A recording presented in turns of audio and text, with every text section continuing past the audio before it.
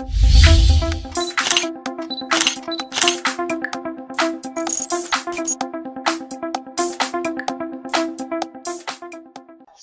if you guys are ready, let's take it away.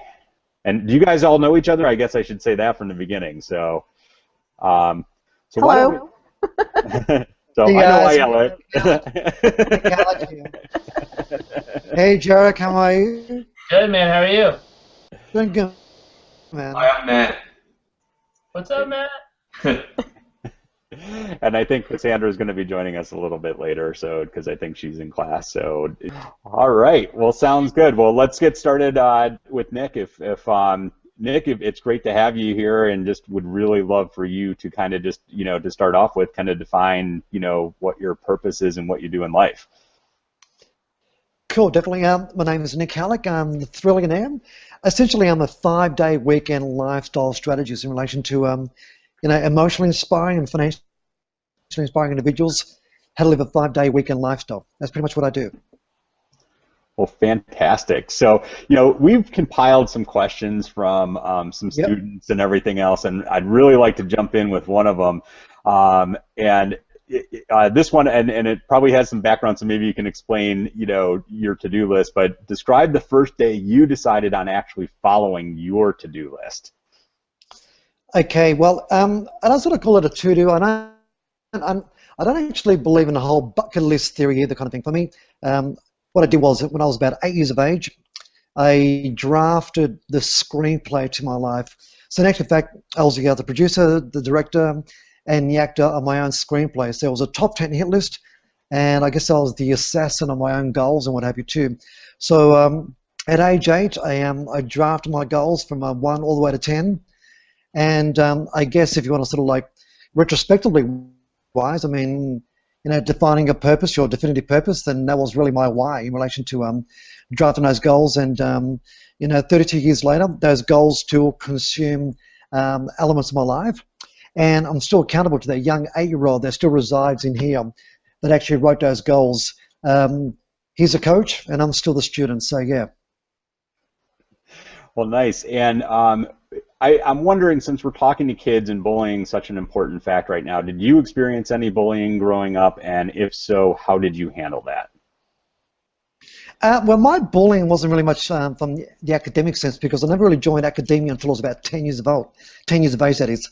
I was medically confined to my bedroom, chronic allergies, debilitating asthma, and I guess I was the pharmaceutical poster boy in my respective countries. So bullying was pretty much the medical fraternity in relation to the doctors, the hospitals, the pharmaceutical industry, which basically had plagued me and sort of like committed me to sort of taking pharmaceutical drugs kind of thing. So for me, they were my big bullies, and I wanted to like defy them, and they were my adversaries kind of thing. So, but when I eventually joined academia at about age 10, I knew I was somewhat different, because those first 10 years of being homeschooled, I grew up on the Encyclopedia Britannica and the crazy world of Tintin. So I was a crazy, weird child, absolutely, definitely.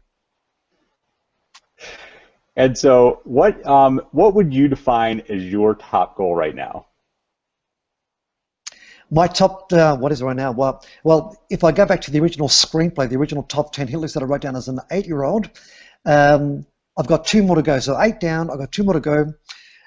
One is very, very close.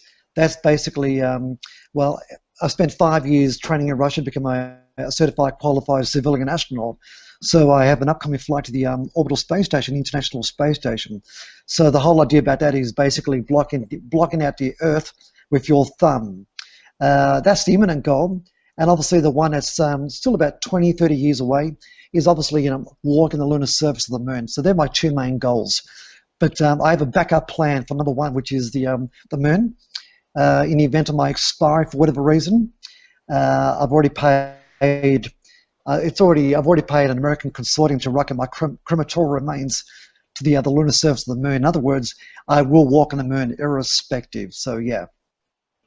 Well, I mean, one thing that really jumps out at me, Nik, as being fascinating is you wrote this screenplay when you were 8, And how old are That's you correct. now? Yes. And you're still not complete with that screenplay. This is not something that you just I know, isn't that crazy? make this But screenplay and get done with, right? well, definitely. Well, look, you got to fight for your dreams. Otherwise, unfulfilled dreams have a habit of haunting you for the rest of your life. So these goals have pretty much consumed every element. I mean, I've really internalized it on a cellular level. But for me, it's all about these dreams, these goals. But it wasn't like a dream board or any of that type of deficient type stuff. I mean, for me, I emotionalized it. I embedded the emotions. I had somebody hold me accountable. I had definitive goals, which specific strategies, by which specific dates. And like I said before, my coach is still that 8-year-old that still resides in me. I mean, you never let the kid out of you, because when you really think about it, the creative adult is the child who survived. And for me, I survived, I guess, the conditioning and the brainwashing of the system, if you want to call it. But 32 years later, these goals still consume my life on a daily basis, and I live it, I breathe it, every day. It's pretty much the essence of who I am today. Absolutely. I have a question for you, Nick. What happens, with Yes. age and experience? Sometimes things shift in our life, and these goals seem to be the foundation for you. How have they adapted with age? Do you have other goals, new goals, different goals, or are the same ones with a different flavor? Yeah, absolutely. No, great question. There's been a lot of other things that I've been able to accomplish along the way. Obviously, things that I could not have envisioned when I was 8. I have other goals. Goals that I draft on a weekly, monthly, or a yearly basis, kind of thing. But the underlying goals, which is pretty much underpins who I am, is that original top 10 hit list that I wrote down as an 8-year-old.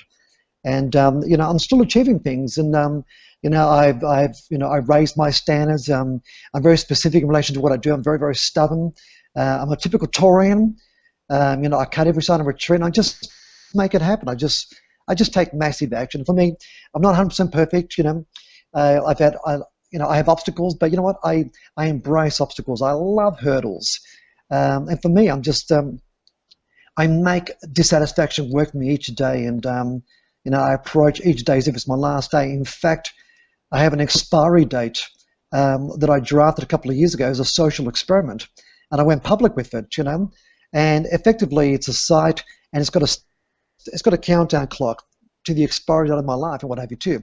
Each day, the first 5 minutes, I look at it. It tells me how many hours, so how many days, how many hours, how many minutes, how many seconds, how many milliseconds, kind of thing. So for me, it's extracting and excavating as much as possible in relation to things that I want to do in my life, kind of thing. So for me, I love life. I dream big. I'm very passionate, but I also monetize my passion at all times, so I can fulfill those particular goals and be accountable to that young 8-year-old that still resides in here.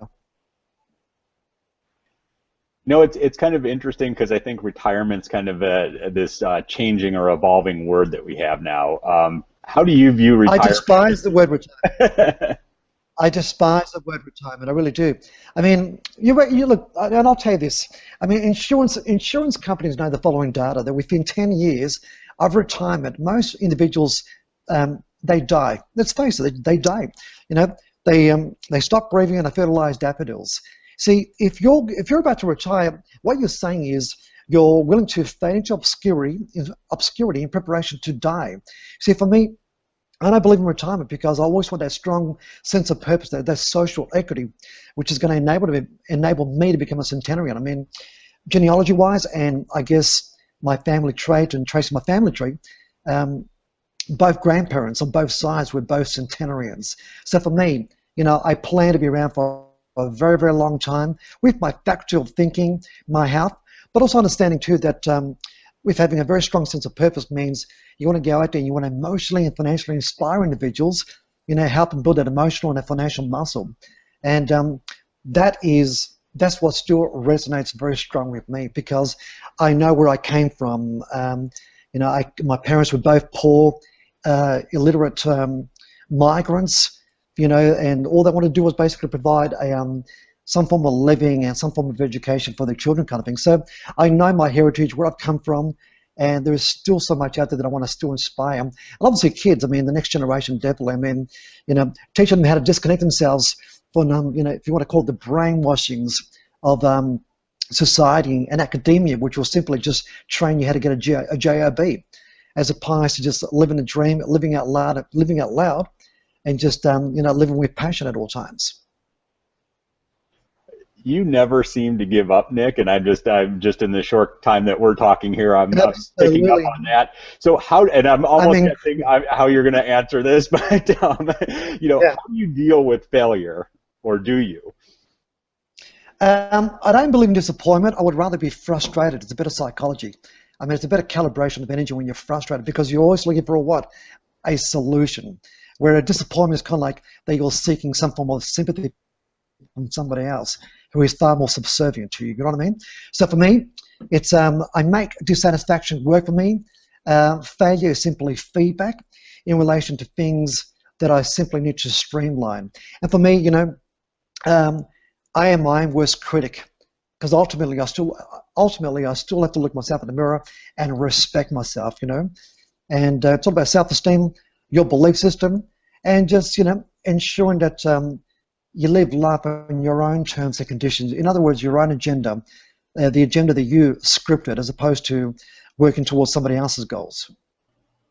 And is there a point where anybody should ever give up? Definitely not. I mean, no is a temporary yes. I don't believe in a word impossible, But look, we all have challenges. I mean, I still have challenges. I mean, for the first 10 years of my life, I had medical challenges, hurdles, obstacles. But for me, what invigorates and energizes me is I just want to prove people wrong at all times. I want to prove that things are possible. So for me, that's the calibration of energy that I sort of resonate with. And obviously, I'm continually, every day in my life, I'm in that discovery phase, and I always want to be in the orbit. I want to be in the orbit of individuals that are transmitting the highest frequency of wisdom at all times. I'm a student of life, and I'm learning each and every day. And all I'm doing is one distinction and another distinction kind of thing. And for me, it's that body of work, it's that legacy, and that's what I want to impress upon individuals, worldwide. And right now I'm fortunate. I do events in over 17 countries. I speak 4 different languages. So for me, it's just immerse myself within as many cultures as possible, and just really helping individuals to really just develop a life, a passion, define their why, and obviously the sense of purpose. And do you have any of these Thrillionaire camps coming up in America for teens? Yeah, I mean, we do a lot of Thrillionaire camps, and as well as the other 5-day weekend events too, But right now we're doing a lot more stuff around Eastern Europe, Asia, and North America too. But obviously, dates-wise, I can provide that to Catherine afterwards, and obviously we can organise different faculty to really inspire this new generation to really make a difference. Absolutely. And when we talk about how you live and your screenplay that you've written for yourself, is it money or thrill? And what's one of the most amazing adventures that you've had so far? Well, there's been so many, Well, I've got to think about that one here. I just got back from the rooftop of Europe. I just summited that. I climbed the rooftop of Europe, which was Mount Elbrus. But probably the greatest one was having lunch on the Titanic. My parents were immigrants. They fled post-war Europe after the Second World War, and they came by ship. They were migrants, But I was enthralled with the Titanic story. And 2005, I had met some academic scientists from the Shirshov Academy of Sciences in Kaliningrad, and through them, I was able to join their expedition alongside James Cameron. And I was on dive number 5 to recover some of the ROVs that James Cameron had lost during the filming of the movie Titanic. So we ventured into a submersible and basically opened up the ballast tanks, took on seawater, and sank down to the very bottom of the North Atlantic Ocean, about 5 miles deep. And we landed on the bow of the shipwrecked Titanic, and we had some lunch, a shot of vodka, and a Mars Bar. It was kind of cool. It was a really, really hip time. Well, obviously space. I mean, I've been to the edge of space. I've been to suborbit already. So for me, it's just You know, I love adventures. I mean, I'm probably the least materialistic person in the world. I don't drive cars. I'm not into cars. For me, I'm into like, you know, really crazy adventure elements about my life, kind of thing. In fact, in a couple of weeks' time, a buddy of mine and I, we're actually we have an expedition, and we're about to go down to one of the most fiery volcanoes in Vanuatu to get as close to this lava lake, and for a photo shoot. So that's the kind of person that I am. I mean, I love adventure. Like I said, I like you know, bang for your bucks, but your life's got to pop at all times.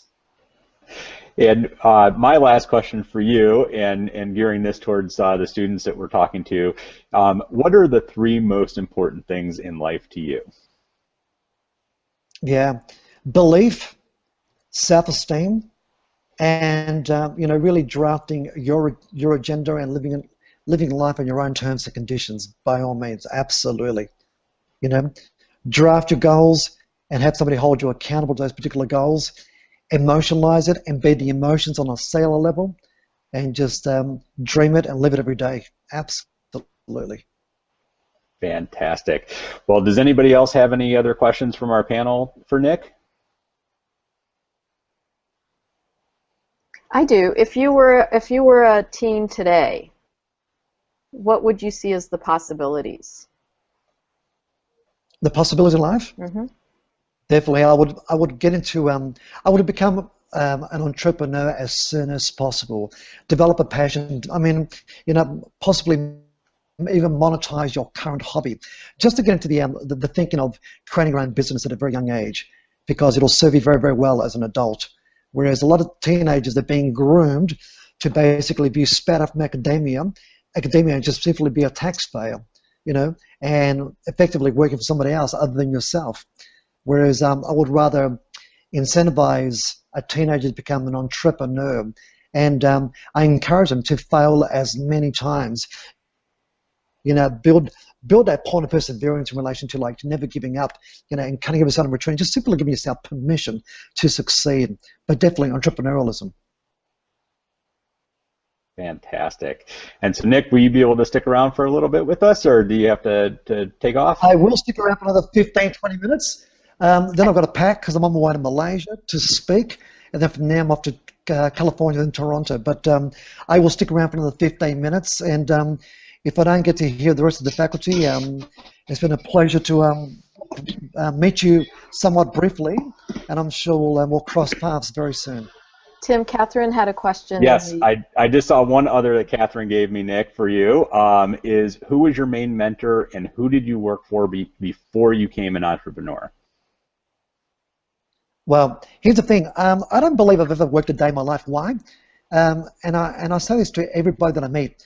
Do what you love, and you'll never work a day in your life. For me, everything that I've done, I've loved it. I mean, you know, in my teenage years, I played in a rock band. I'm a former rock star. We toured around the world for like 10, 12 years. So, I mean, you know, I've been doing that pretty much my life. I've always been on stage, whether it's music-wise or doing what I do now kind of thing. But I'm inspired by individuals, full stop. I mean, you know, I'm inspired by anybody who, you know, who has a specific pulse, a certain calibration of energy about them kind of thing. So for me, I'm inspired by humanity's greatest, and I love the rags to riches type stories where individuals can still go out there and still give of their time on a pro bono basis and emotionally inspire at all times. I should have wore my "Do what you love, love what you do" shirt for you today, Nik. So, yeah, well, thank you so much. Really appreciate having you share your insights with all of us today. Was fantastic.